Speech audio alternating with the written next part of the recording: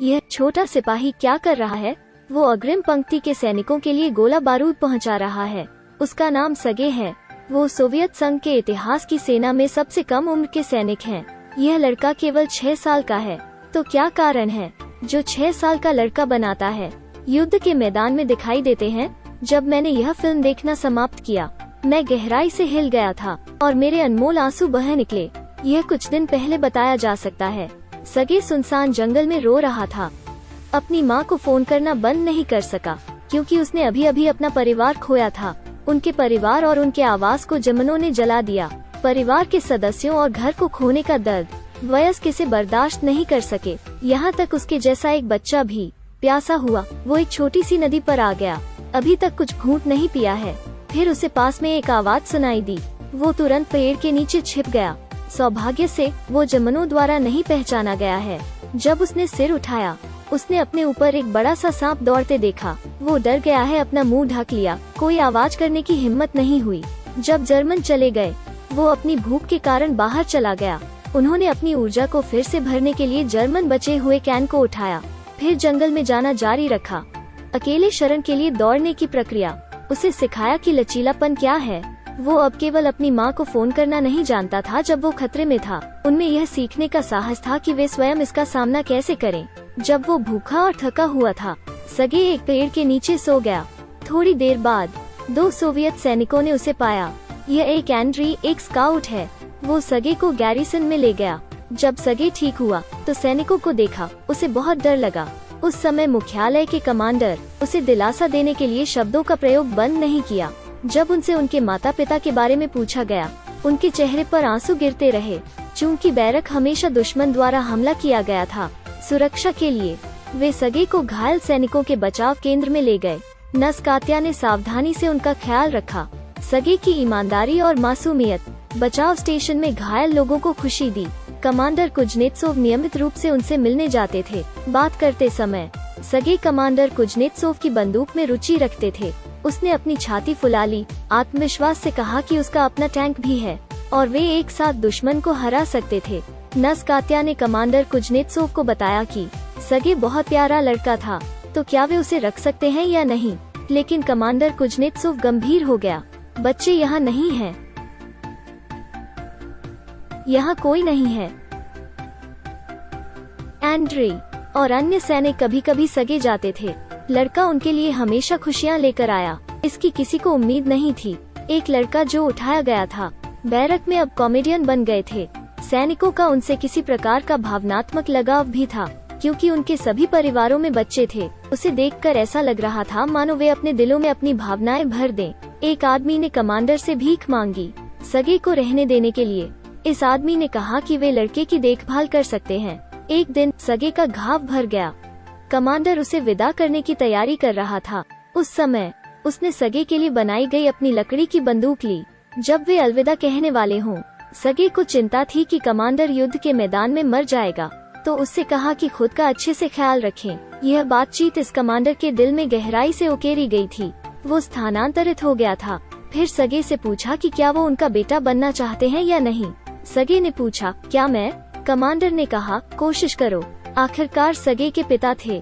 फिर कमांडर ने लोगों से कहा कि एक छोटी सी वर्दी सिल दी सगे के लिए पूरी रात। अगले दिन जब सगे उठे, उसने मेज पर अपनी वर्दी खुशी से उठाई। जिस क्षण उसने उस वर्दी को पहना, वो आखिरकार एक सैनिक बन गया। अचानक दुश्मन के विमानों ने उड़ान भरी, जिससे शिविर धुएं और आग से भर गया। सगे जमीन में एक छेद में छिप गया, सफलतापूर्वक बच निकला। विस्फोट से घायल हुए कई सैनिकों को देखकर उसने अपने पिता कुजनेत्सोव की कमान के बारे में सोचा। वो उनसे पूछने के लिए हर जगह गए। At that moment a military doctor hugged him.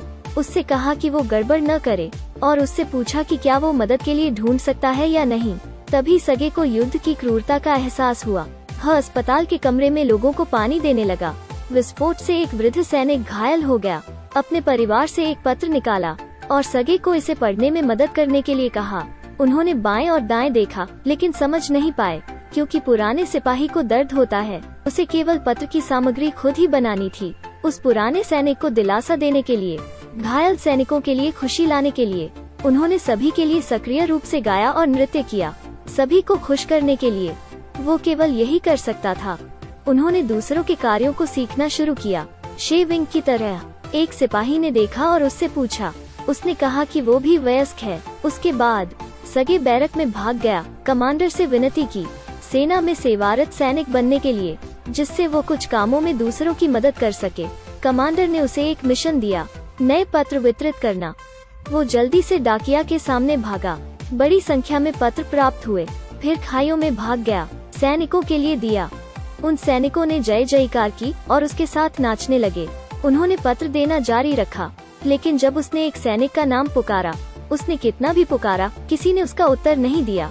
एक सिपाही ने तुरंत उसे अपनी गोद में खींच लिया। उससे कहा कि यह सैनिक मर गया। उनमें से 2 परेशान अपनी टोपी नीचे रखें। फिर सगे उदास होकर चले गए।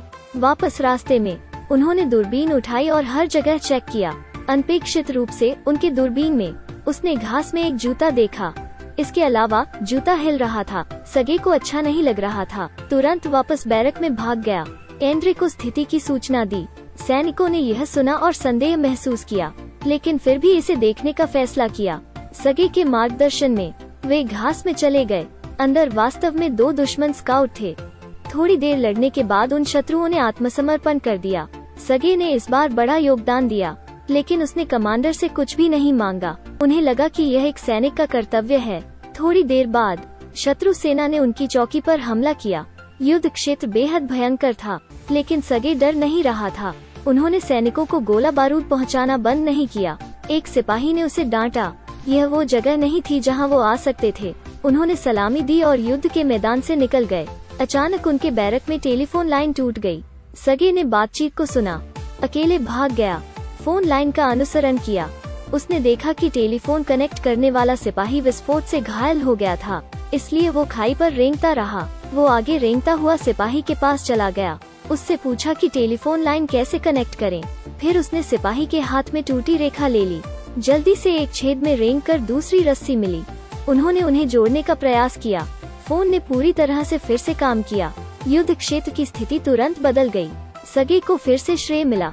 जब युद्ध समाप्त हुआ, टुकड़ी पीछे की ओर बैरक में चली गई। कमांडर ने सगे का जनरल से जिक्र किया।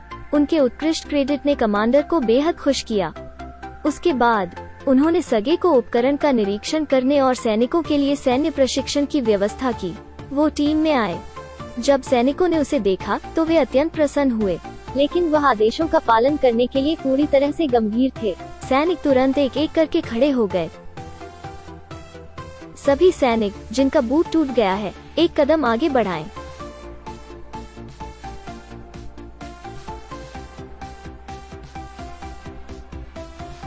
फिर उसने एक एक करके चेक किया।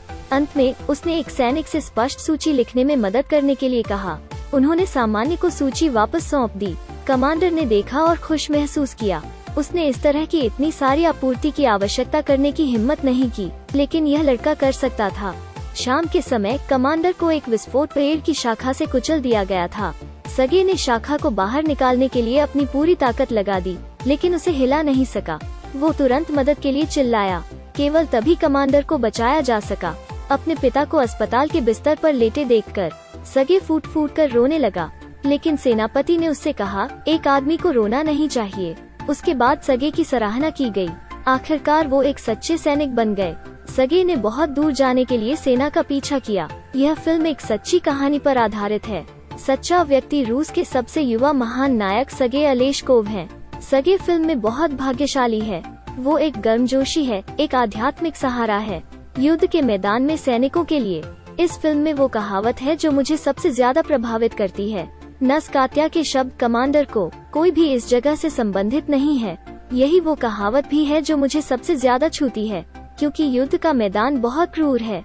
मूल रूप से बच्चों को युद्ध के मैदान में नहीं लाया जाना चाहिए, लेकिन यह भी एक अपरिहार्य तथ्य है।